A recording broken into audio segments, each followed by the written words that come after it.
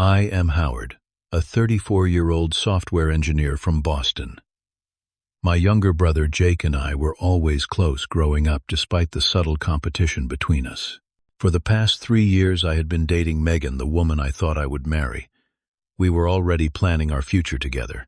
Jake was always the golden child in our family, getting away with everything while I worked twice as hard for half the recognition.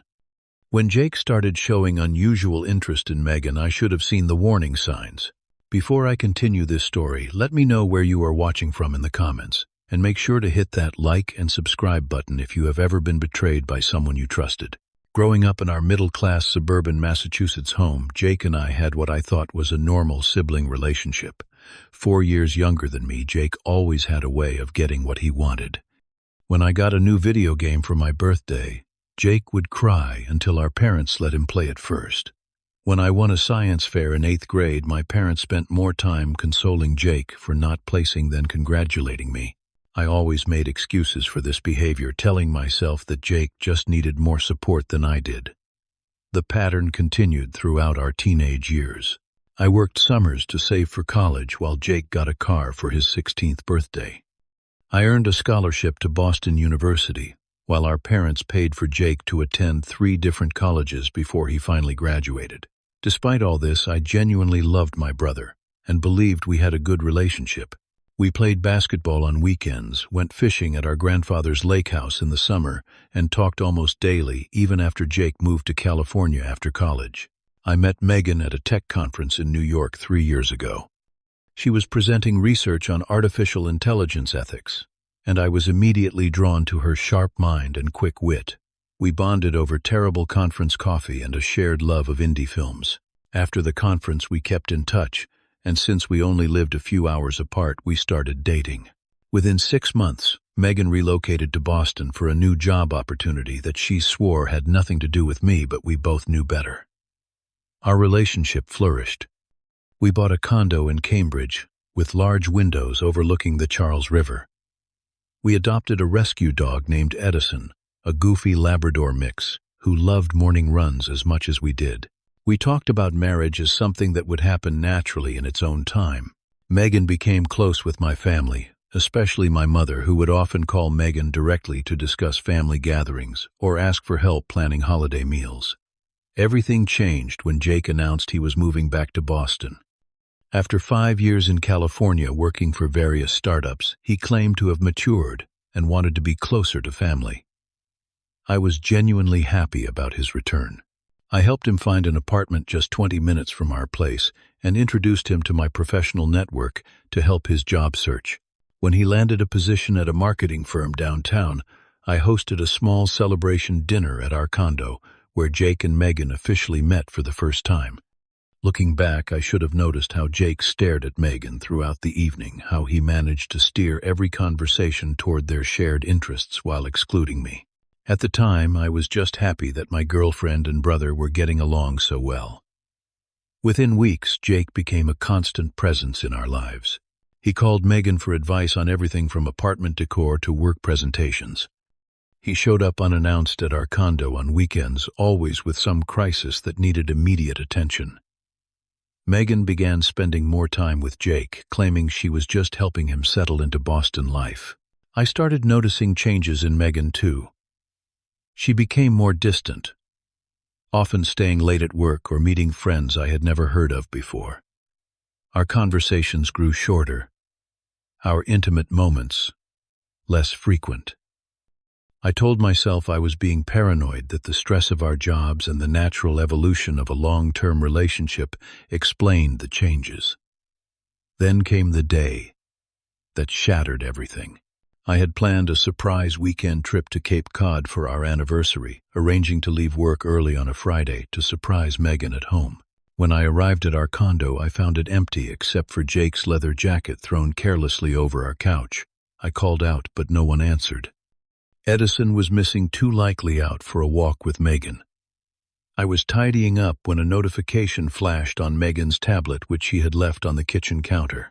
I never checked her messages, respecting her privacy, but something made me look this time. It was a message from Jake. "Last night was amazing.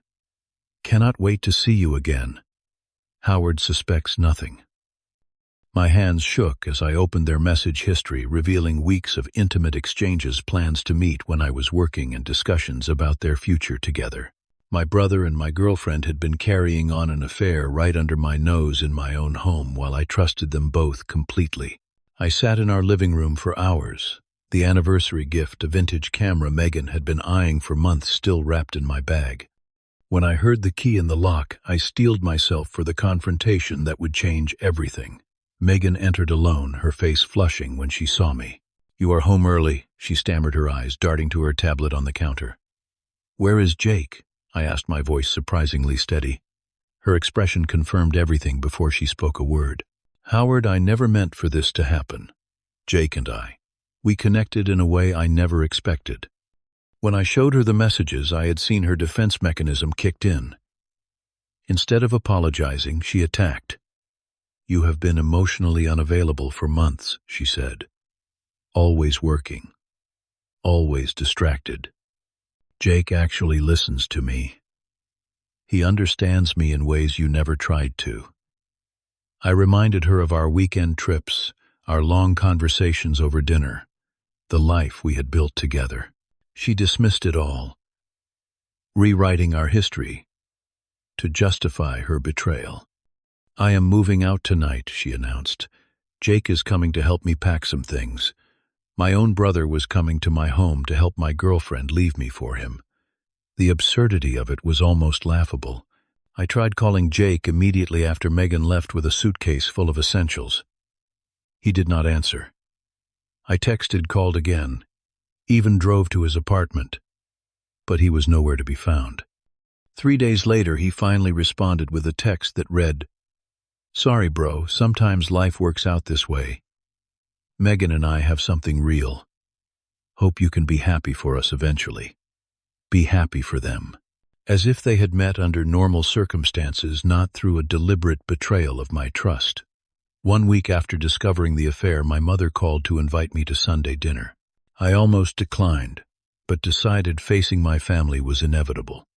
When I arrived at my parents' suburban home, my stomach dropped as I saw Jake's car in the driveway next to an unfamiliar Honda that I later learned Megan had recently purchased. Inside my parents, Jake and Megan sat around the living room like a normal family gathering.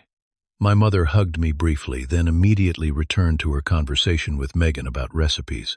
My father clapped me on the shoulder and offered me a beer as if nothing was wrong. During dinner, my mother commented, "Jake and Megan make such a lovely couple, do not they?" while serving pot roast. "They are so well suited for each other." I stared at her in disbelief. "Are you serious right now? Megan was my girlfriend for 3 years. We lived together. We talked about marriage." My father cleared his throat uncomfortably. "Now, Howard, these things happen. People fall in and out of love. No need to make it awkward for everyone." Jake sat smugly next to Megan, his hand on her thigh under the table. Megan at least had the decency to look uncomfortable. Something in me broke. "Are you all insane?" I shouted, standing so quickly my chair toppled backward. "Jake and Megan were sneaking around behind my back for weeks. They betrayed me, lied to me, and you are all acting like this is normal." My mother's expression hardened. "Howard, you are overreacting. You should be happy for your brother. He has finally found someone special." "Someone special who was my girlfriend until 2 weeks ago," I countered. My father stood now too, his voice stern. "That is enough, Howard. What is done is done. Megan has made her choice, and we respect that. You need to move on." I looked at each of their faces, searching for any sign of understanding or empathy. There was none. I left without another word. The following weeks were the darkest of my life. I took leave from work, unable to focus on coding, while my personal life imploded. Friends tried to support me, but they could not understand the family dynamics at play. This was not just about losing Megan. It was about my family's bewildering reaction to the situation. Through social media posts, I could not help but see.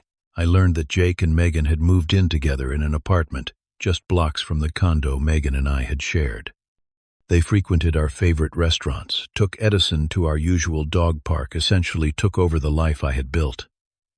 After a month of minimal contact, I attempted to speak with my parents alone, hoping for some understanding. I visited their home on a weekday when I knew Jake would be at work. My mother listened to me for approximately 5 minutes before interrupting. "Howard, you have always been the strong one. Jake has needed more support his whole life. This relationship with Megan is good for him. He seems so stable now." "And what about what is good for me?" I asked. "Does that matter at all to you?" My father joined the conversation then. "You have always had it easier than Jake. Better grades, better jobs, more friends. Let him have this win. Let him have this win." As if my relationship with Megan had been some sort of competition all along. 2 months after our breakup, I received an ivory envelope in the mail. Inside was a wedding invitation ornately printed with Jake and Megan's names. They were getting married after just 3 months together at my parents' country club, where Megan and I had once discussed having our own wedding someday. My mother called the next day not to acknowledge how inappropriate the invitation was, but to discuss what I would be wearing to the ceremony. "The color scheme is navy and silver," she informed me. "Your father thinks you should give a toast as the best man." "I am not going to the wedding," I told my mother firmly. "And I am certainly not going to be Jake's best man." The silence on the other end of the line was deafening before my mother exploded. "How can you be so selfish? This is your brother's wedding day. Do you want to ruin it for him?" "I did not ruin anything," I replied. "Jake and Megan did that when they decided to betray me." My mother's voice turned cold. "I expect you to be there, Howard. Family comes first." I laughed without humor. Funny how that principle only applies when it benefits Jake. Over the next few weeks, the pressure intensified. My father called to talk sense into me. Family friends reached out, having heard I was causing problems. Even my aunt from Minnesota called to tell me I should let bygones be bygones. Then came Jake's phone call, exactly 17 days before the wedding. "Listen, bro," he began, his voice carrying that false casualness he always used when manipulating a situation. "This whole thing with you, refusing to come to the wedding, has gotten out of hand. Mom is upset, Megan is stressed, and honestly, I am tired of dealing with it. Sorry my pain is so inconvenient for you," I replied. "Look, I am going to make this simple," Jake continued, ignoring my sarcasm. "Either you support our marriage and come to the wedding, or you are not part of this family anymore. That is it. Those are your options." His ultimatum stunned me into momentary silence, which Jake apparently took as an invitation to continue. "You want to know the truth, Howard. I have always been jealous of you. Always. You were the smart one, the responsible one, the one everyone respected. Do you have any idea what it is like growing up in your shadow? So this was all about jealousy? You pursued Megan because she was with me." Jake's laugh was cold. "She was just another thing you had that I wanted. And guess what? She chose me in the end. She always will." I hung up my hands, shaking with rage and disbelief. Within an hour, both my parents called. They had already spoken to Jake and were fully on his side. Howard Anthony Miller, my mother, began using my full name as she had when I was a child in trouble. "How dare you hang up on your brother? He is extending an olive branch, trying to include you in their special day, and this is how you respond." An olive branch. He gave me an ultimatum. "Sometimes we need to be firm with you," she replied. "You have always been stubborn." My father was even more direct. "You need to understand something, son. If you miss this wedding, there will be consequences. Financial consequences." He was threatening to cut me out of the will over this. It was almost comical. I spent the day of Jake and Megan's wedding hiking alone in the White Mountains of New Hampshire. My phone turned off and stashed in my backpack. The physical exertion helped channel my anger, and the solitude gave me space to think. By the time I reached the summit, exhausted and sweaty but clear-minded, I knew I had made the right decision. When I turned my phone back on that evening, I had 27 missed calls. Most were from my parents, but there were a few from extended family members, and even one from Megan. I listened to just one voicemail from my mother. "I cannot believe you would do this to us. After all we have done for you. As far as I am concerned, You are dead to us now." Through a mutual friend, I learned that Jake and Megan had moved into my parents' guest house after their honeymoon in Maui, despite Jake's six-figure income at his marketing firm. My parents had given them $10,000 as a wedding gift, while they had given me a blender when I graduated with honors from college. The pattern was so obvious now that I wondered how I had missed it my entire life. Jake took what he wanted, my parents enabled him, and I was expected to sacrifice whatever was necessary to maintain the family peace. 3 months after the wedding, my parents' anniversary dinner provided the final confrontation. I attended as a last attempt at reconciliation, bringing a thoughtful gift and prepared to be civil to both Jake and Megan. I was determined to maintain my dignity while trying to rebuild some semblance of a relationship with my parents. The evening was tense but manageable until the dessert course, when Jake cleared his throat and stood champagne glass in hand. "We have an announcement," he said, putting his arm around Megan. "We are pregnant. You are going to be grandparents." My parents erupted in joy. My mother wept openly, and my father clapped Jake on the back so hard he nearly spilled his champagne. No one looked at me or acknowledged my presence as they celebrated. As the excitement died down, Jake caught my eye across the table and added, "Some men just cannot keep a woman happy. Others are natural fathers." Something in me snapped, not in an angry, explosive way, but in a calm, final way. I stood up my chair, scraping against the hardwood floor. "Congratulations on the baby," I said evenly. "But I need to say something to all of you. This family has a pattern. Jake takes whatever he wants, regardless of who it hurts. My parents enable and reward his behavior. And I am expected to forgive and forget time after time." My mother's face hardened. "Howard, do not ruin this moment with your jealousy." "It is not jealousy to expect basic respect," I replied. "It is not selfish to have boundaries." My father pounded his fist on the table. "That is enough. You will not speak to your mother that way in our house." I looked at each of them, my father red-faced with anger, my mother tight-lipped and dismissive, Jake smugly victorious, and Megan, a mixture of guilt and defiance in her eyes. My mother delivered the final blow. "Apologize to Jake and Megan right now, or do not bother coming back to this house." I set my napkin on the table, nodded once, and walked out, choosing self-respect over toxic family ties for the first time in my life. The first 6 months of estrangement were the hardest. 34 years of family connection, however dysfunctional, left a gaping hole in my life. Holidays were particularly difficult. Thanksgiving passed in a blur of microwave turkey and football games, watched alone. Christmas morning brought no calls, no cards. Not even the obligatory gift exchange we had maintained through previous disagreements. I began seeing a therapist, Dr. Lenora Mills, who specialized in family trauma. She helped me recognize patterns I had been blind to my entire life. "What you are describing is a classic golden child and scapegoat dynamic," she explained during one session. "Your brother was designated the golden child, the one who could do no wrong, while you were the scapegoat, expected to accept blame and make sacrifices to maintain the family system." "But why?" I asked. "Why would parents treat their children so differently?" "Sometimes it has nothing to do with the children themselves," she replied. "It is about the parents' own unresolved issues, projections, or needs. In your case, it sounds like your brother's neediness fed your parents' desire to be needed, while your independence threatened it." These insights did not heal the wound of betrayal overnight, but they provided a framework for understanding what had happened, not just with Megan and Jake, but throughout my entire life. Slowly, I began rebuilding my social circle. I reconnected with friends I had neglected during my relationship with Megan, friends who had seen through Jake's charm years ago, but kept their opinions to themselves out of respect for me. I joined a support group for adults estranged from family, where I met people with stories remarkably similar to mine.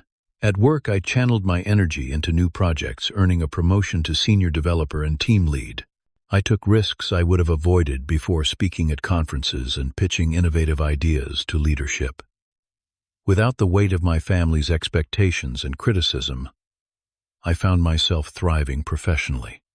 I also started a side business, developing accessibility apps for people with disabilities, inspired by a member of my support group who struggled with standard interfaces. The work was challenging and rewarding in ways my regular job was not, and it provided a sense of purpose during the long evenings I used to spend with Megan. Nearly a year after the estrangement, I ran into Megan at a grocery store in Cambridge. I had moved to a different neighborhood but was in the area meeting a client. She looked tired. The confident spark I had fallen in love with noticeably dimmed. "Howard," she said, her voice a mixture of surprise and something like regret. "How are you?" "I am doing well," I replied honestly. "Really well, actually." She nodded, shifting her basket from one arm to the other. "That is good. You deserve that." We stood in uncomfortable silence until she spoke again. "Jake talks about you all the time, you know. Compares me to you, compares himself to you. I never realized how much of his identity is wrapped up in competing with you." I felt a twinge of pity for her. "That sounds difficult. I made a mistake," she said quietly. "I see that now. What we did to you was wrong, and I am sorry." "I hope you find happiness, Megan," I said sincerely and walked away, refusing to be pulled back into their drama.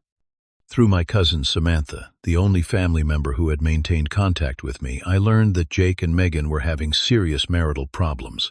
Jake had become controlling and suspicious, accusing Megan of the same kind of betrayal they had inflicted on me. My parents were constantly intervening in their arguments, taking Jake's side and pressuring Megan to try harder. Samantha also mentioned that my father had suffered a minor heart attack, and my mother was struggling with arthritis, but they had forbidden anyone from informing me or asking for my help. Despite this news, I continued moving forward with my life. When a dream opportunity arose to lead a development team in Seattle, I took it without hesitation. The fresh start in a new city, 3,000 miles from the painful memories of Boston, accelerated my healing process. In Seattle, I met Sarah during a neighborhood cleanup event. She was an environmental scientist with a quick laugh and thoughtful questions. Our relationship developed, slowly built on honest communication and mutual respect. I told her about my family history early on, and she shared her own complicated relationship with her divorced parents. We understood each other's boundaries and supported each other's growth in ways I had never experienced before. 2 years after I left Boston, a letter arrived with my parents' return address. I let it sit unopened on my counter for 3 days before finally reading it. It was from my mother, a strange mixture of apology and accusation. "We miss you, Howard. The family has not been the same without you. I wish you would reconsider your position and come home. Jake and Megan are divorcing. He needs his brother now more than ever. I know things were said that hurt you, but family should always come first. Please call us. Your father's health is not good." Reading between the lines was easy. Jake's life was falling apart, and they needed me to come fix things, to be the stable, responsible son again now that it was convenient for them. There was no real acknowledgement of the harm they had caused. No promise to change the dynamics that had driven me away. After discussing it with Sarah and my therapist, I wrote back, "Thank you for your letter. I am sorry to hear about the difficulties everyone is facing, and about Dad's health issues. I hope he is getting good care. I have built a new life here in Seattle, one that brings me joy and peace. I am open to rebuilding our relationship, but only with the understanding that things must be different. I will not return to the old patterns. I need acknowledgement of the pain I experienced and a commitment to healthier boundaries. My phone number is the same if you would like to talk." They never called. Jake sent a rambling email 6 months later, clearly drunk, alternating between blaming me for abandoning the family and asking for money to help him get back on his feet after the divorce. I did not respond. As I approach my 37th birthday, I find myself reflecting on the painful journey that led me here.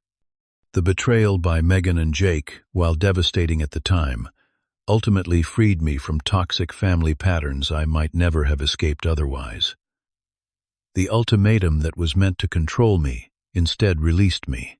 I am now engaged to Sarah, planning a small wedding with friends who have become the family we chose rather than the one I was born into. My business has expanded to 3 employees, and we are developing apps that genuinely improve lives. I have found a community of friends who value authenticity over appearance, support over competition. Sometimes losing what you thought you needed is the only way to find what you truly deserve. Building boundaries is not selfish, it is essential. And family, real family, is defined by respect and love, not by blood or obligation. Have you ever had to choose between toxic family and your own well-being? What would you have done in my situation? Share your thoughts in the comments below. If this story resonated with you, please hit that like button and subscribe for more real-life experiences. Your support means the world to me, and I hope my journey helps others who might be struggling with similar family dynamics. Remember, sometimes walking away is the strongest thing you can do. Thank you for listening, and I wish you the courage to choose yourself when needed.